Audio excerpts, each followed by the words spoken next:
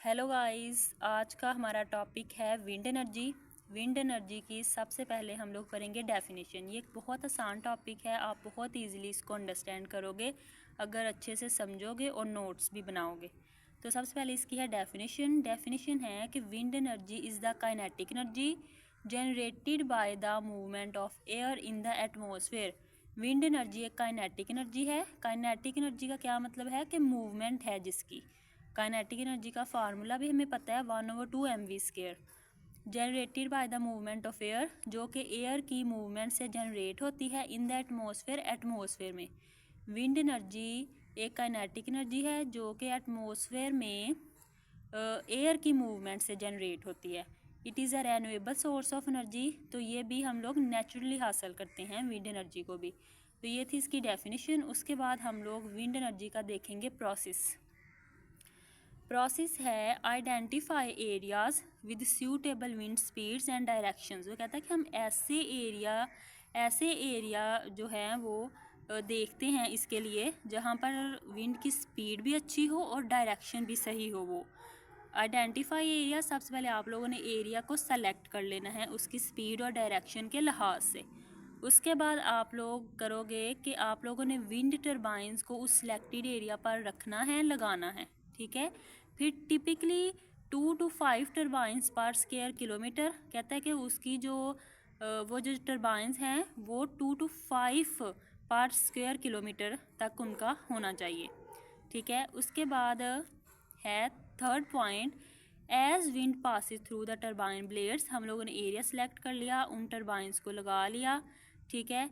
और फिर हम लोगों ने उसके बाद हवा जब उसमें से गुजरेगी, उस टरबाइंस के ब्लेड्स में से जब हवा गुजरेगी, it causes the blade to rotate. तो कहते हैं वो उसको रोटेट करने का, उन ब्लेड्स को रोटेट करने की वजह बनती है। जब हवा गुजरती है तो फिर जो टरबाइंस के ब्लेड्स होते हैं वो रोटेट करते हैं। उसके बाद इसका फोर्थ पॉइंट है the rotating blades are connected to a router.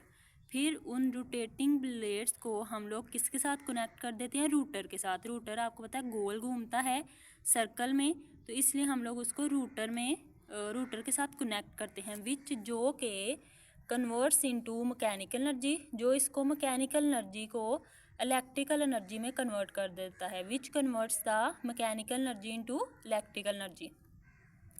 उसके बाद इसका नेक्स्ट पॉइंट है it transmitted through the transmission lines. फिर जो एनर्जी प्रोड्यूस होती है वो कैसे ट्रांसमिट होती है? ट्रांसमिशन लाइंस बाकायदा हम लोगों ने रखी हुई होती है, ये भी उसके प्रोसेस में शामिल है कि वो एनर्जी ट्रांसमिट होती है थ्रू द ट्रांसमिशन लाइंस। फिर जो एक्सेस एनर्जी बच जाती है उसको हम लोग बैटरीज में स्टोर कर सकते हैं फिर से उसको इस्तेमाल करने के लिए। अब हमने इतनी मेहनत करके एनर्जी प्रोड्यूस की है तो उसको ज़ाया तो नहीं कर सकते, इसलिए जो एनर्जी बच जाती है, एक्सेस एनर्जी होती है, उसको हम लोग बैटरीज में स्टोर कर लेते हैं ताकि फिर हम उसको अपने फर्दर यूज़ में ला सकें। उसके बाद डेफिनेशन, प्रोसेस, और नेक्स्ट हम इसकी देखेंगे टाइप्स ऑफ विंड एनर्जी क्या क्या हैं। सबसे पहली टाइप है wind solar hybrid, combines wind and solar power. कहता है कि विंड और सोलर पावर जो हैं टू जनरेट इलेक्ट्रिसिटी, इसको हम लोग विंड सोलर हाइब्रिड है।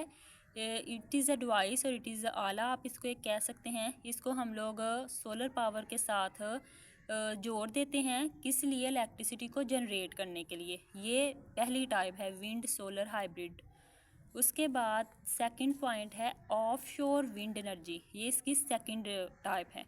इसमें क्या होता है कि wind farms located in the ocean. हम लोग कोई समंदर के साइड पर देखते हैं क्योंकि वहाँ पर वो खुला एरिया होता है, वहाँ पर हवा भी ज़्यादा होती है, ठीक है।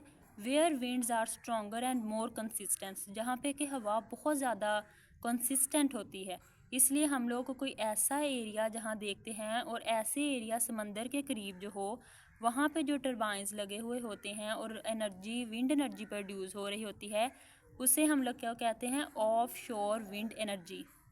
नेक्स्ट इसका है ऑन शोर विंड एनर्जी। ऑन शोर विंड एनर्जी क्या है कि wind farms located on land often in rural areas, यानी कि हम लोग कोई ऐसे खुला मैदान टाइप हम लोग सर्च करते हैं, देखते हैं, और ज़मीन पर होता है वो, ठीक है, कोई खुला एरिया, ताकि उसके आसपास भी कोई चीज़ ना हो और उसको भी हम लोग ईज़िली वहाँ से, बहुत हवा तेज़ हो और हम लोग ईज़िली विंड एनर्जी प्रोड्यूस कर सकें, ऑफ शोर विंड एनर्जी और ऑन शोर विंड एनर्जी। उसके बाद इसका नेक्स्ट टाइप है distributed wind energy. Small scale wind turbines used for individual homes. कहता है कि ये स्मॉल स्केल्स होते हैं विंड टर्बाइंस, जिसको कि हम लोग अमूमन होम्स में और अपने बिजनेसेस में यूज़ करते हैं। Floating wind turbines. Floating wind turbines को डिज़ाइन ही इस तरह से किया जाता है कि उसको हम लोग समंदर की गहराई में रखें, ठीक है, और ये जो टर्बाइंस हैं वो घूमें ऑन प्लेटफॉर्म जिस जगह पे हमने उनको रखा हुआ है। फ्लोटिंग विंड टर्बाइंस यानी उसको डिज़ाइन इस तरह से किया जाता है कि उसको डीप वाटर्स रखा जाता है, डीप वाटर्स के लिए उसको डिज़ाइन किया जाता है और फिर वो फ्लोट करता है उस प्लेटफॉर्म पर रहते हुए और एनर्जी प्रोड्यूस हो जाती है, ठीक है। ये 5 टाइप्स थी विंड एनर्जी की। अब नेक्स्ट हम लोग पढ़ेंगे एप्लीकेशंस। एप्लीकेशन सबसे पहले हमारे पास है इलेक्ट्रिसिटी जनरेशन। इलेक्ट्रिसिटी जनरेशन हम लोग इलेक्ट्रिसिटी को प्रोड्यूस करने के लिए यूज़ करते हैं विंड एनर्जी को। और ये कहाँ कहाँ यूज़ होती है जो इलेक्ट्रिसिटी जनरेट होती है? होम्स में, बिजनेस में एंड इंडस्ट्रीज़ में, ठीक है। उसके बाद वाटर पंपिंग। वाटर पंपिंग क्या है कि irrigation, drinking water, waste water treatment, यानी कि जब हम वाटर का पंप वगैरह कराते हैं या वेस्ट वाटर का जब ट्रीटमेंट करवाते हैं तो उसके लिए हम लोग इसका इस्तेमाल करते हैं विंड एनर्जी का, जिसको कि हम लोग वाटर पंपिंग के लिए भी इसको यूज़ करते हैं विंड एनर्जी को। नेक्स्ट इसका यूज़ है एनर्जी स्टोरेज, कि हम लोग इसको एनर्जी को स्टोर करने के लिए भी यूज़ करते हैं। Wind energy use to charge batteries and stabilize the grid. जब बैटरीज़ को चार्ज करने के लिए जब हम लोग चार्ज कर लेते हैं अपने मोबाइल को तो एनर्जी स्टोर ही हो जाती है हमारे पास, जिसको हम लोग बाद में यूज़ करते हैं। एंड स्टेबलाइज द ग्रिड, या ये जो खंबे वगैरह होते हैं उसके अंदर भी जो वायर्स लगी हुई होती हैं वहाँ पे भी एक मखसूस एनर्जी स्टोर हुई होती है। या आप लोग ग्रिड जो हम लोग जैसे विंड टर्बाइंस को घुमाते हैं तो इसमें आप लोग विंड पावर ही यूज़ कर रहे होते हो, ठीक है। उसके बाद आपके पास नेक्स्ट यूज़ है इसका हाइड्रोजन प्रोडक्शन। हाइड्रोजन प्रोडक्शन क्या है कि wind energy use to produce hydrogen fuel. Hydrogen fuel मैंने आपको उस दिन भी बताया था एक वीडियो में, एक लेक्चर में हम लोगों ने पढ़ा था कि हाइड्रोजन फ्यूल को हम लोग अभी यूज़ नहीं कर रहे, इसलिए हम लोग इसको हाइड्रोजन के प्रोडक्शन के लिए भी इस्तेमाल कर रहे हैं, ताकि जब फ्यूचर में हम लोग कभी हाइड्रोजन फ्यूल यूज़ करें तो इस एनर्जी को यूज़ करते हुए हम ईज़िली उसका इस्तेमाल कर सकें, ठीक है। अब नेक्स्ट इसका पॉइंट है advantages and disadvantages of wind power और विंड एनर्जी। तो सबसे पहले हम लोग देखेंगे इसके एडवांटेजेस। तो यहाँ पे मैंने इसके 3 एडवांटेजेस लिखे हैं, 1 बाय 1 को पढ़ लेते हैं।